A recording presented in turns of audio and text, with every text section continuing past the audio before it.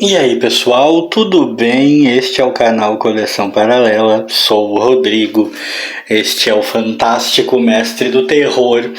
E cá estamos nós em mais um dos vídeos tradicionais do canal, no qual eu não mostro a minha fuça feia e nós apenas falamos um pouco sobre quadrinhos.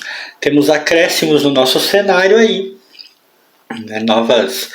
Novas aquisições que são só esses bonequinhos e os cases, vamos dizer assim, né? Os nichos para colocar os meus Hot Wheels do Batman que eu já tenho há um tempo e que eu decidi que vão ficar aparecendo no canal aí, dividindo um pouco de espaço com o mestre do terror, que certamente não fica tão feliz. E no vídeo de hoje a gente vai comentar a respeito de Hellboy, o Despertar do Demônio, do Mike Mignola, né? Ou Magnolia, como eu gosto de falar. Mas o curioso deste vídeo é que eu não vim falar em si, especificamente dessa história. Eu já falei do Hellboy nesse canal, se não me engano tem vídeo. É um vídeo bem antigo, então para ser sincero eu nem lembro se não foi exatamente sobre essa edição ou se foi sobre outra.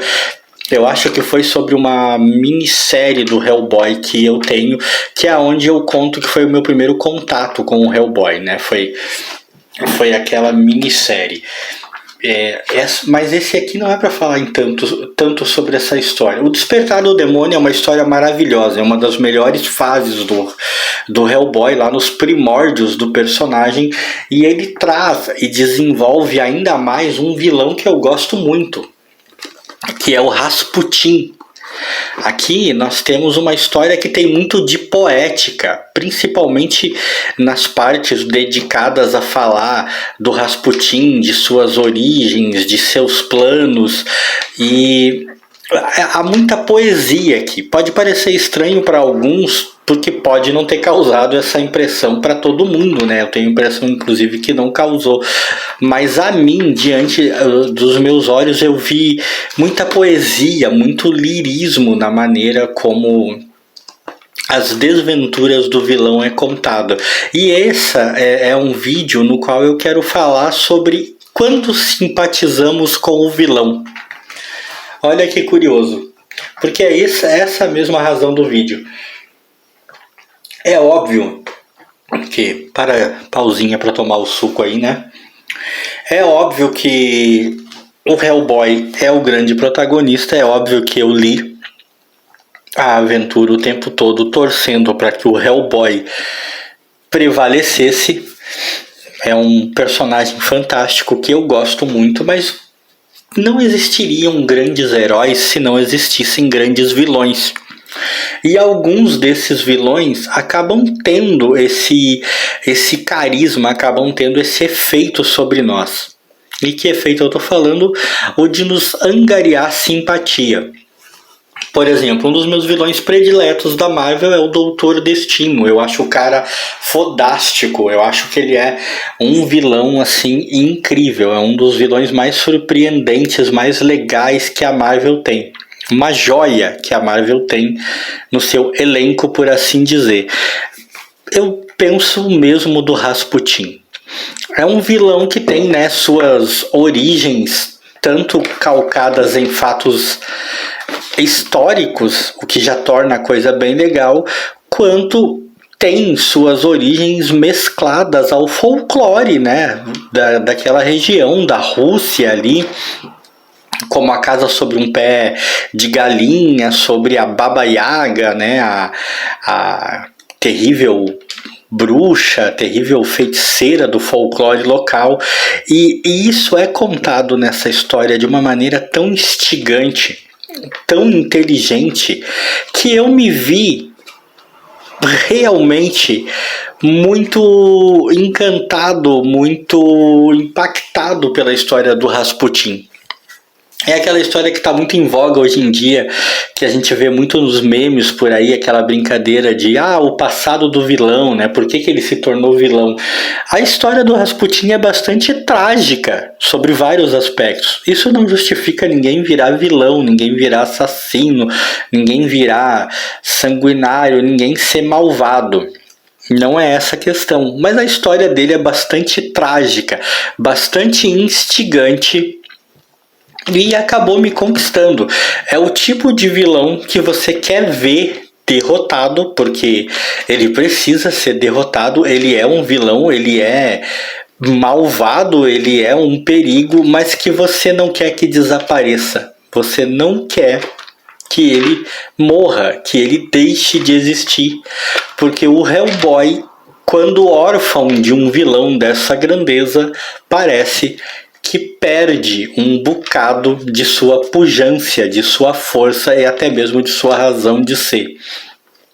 Enfim, eu nunca li a saga inteira do Hellboy, eu sei que ela tem, digamos assim, começo, meio e fim. Um tempo atrás aí eu assisti um vídeo, inclusive, se não me engano, foi no O Vício, um canal que eu gosto muito, que tinha lá o final do Hellboy, mostrando como a saga acabou e tal, né, fazendo comentários a respeito, e eu não acompanhei essa saga inteira, lógico que não. Então eu não tenho certeza absoluta de todos os desdobramentos das aparições do Rasputin nessa saga, mas cara, se ele não participou dela quase que integralmente do começo ao fim, ela já perde um bocado do encanto para mim, porque ele é um vilão que tem todos os ingredientes que um vilão tem que ter para pelo menos me conquistar.